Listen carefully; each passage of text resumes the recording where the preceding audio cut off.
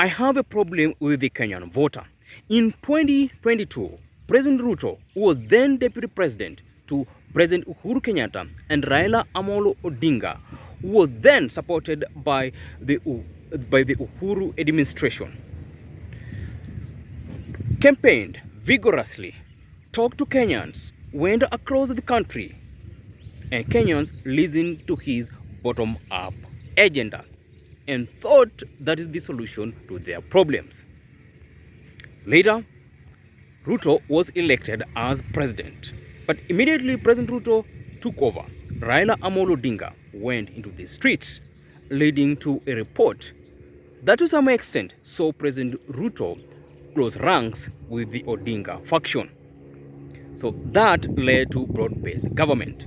And looking at the current government, you would see that President Ruto has really tried to make sure that the government reflects the ethnic or reflect many ethnic groups in the country.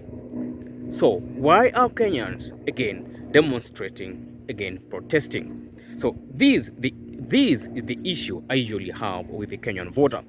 The Kenyan voter in most cases focuses so much on handouts, that is during an election or during electioneering period.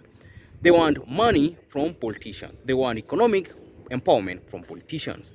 They don't critique or interrogate the manifesto of that presidential candidate or of that candidate. They don't do a background check. Eventually, they get moved by the euphoria, they get moved by the emotions, and later elect leaders that to some extent, when you analyze, are not good. So in most cases, good leaders are not elected, and in some cases, these good leaders do not have money to fund their campaigns. So what does the Kenyan voter do? The Kenyan voter shrugs. The Kenyan voter ignores such people who, to some extent, can do a better job. So later they elect bad leaders, and immediately they elect bad leaders, they start complaining, they start abusing, they start protesting. Now, last year, that is in 2024, especially on June 25th, protesters who were dubbed the Gen Z protesters breached even the security of the bicameral parliament, leading to the state responding with what has been termed brute force that resulted in many deaths. This year, on June 25th, that will be Wednesday, Kenyans again are saying they will be protesting. Protesting for what? That's the big question that one of Twitter enthusiasts posted. So, my concern is this. Why are we this way when factually President Ruto campaigned on the bottom-up agenda, convinced Kenyans, and Kenyans said is the right man?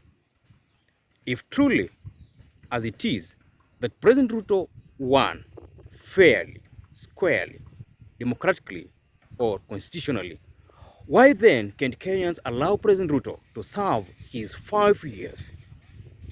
And if they feel that he did not perform in those 5 years, they should vote for another person.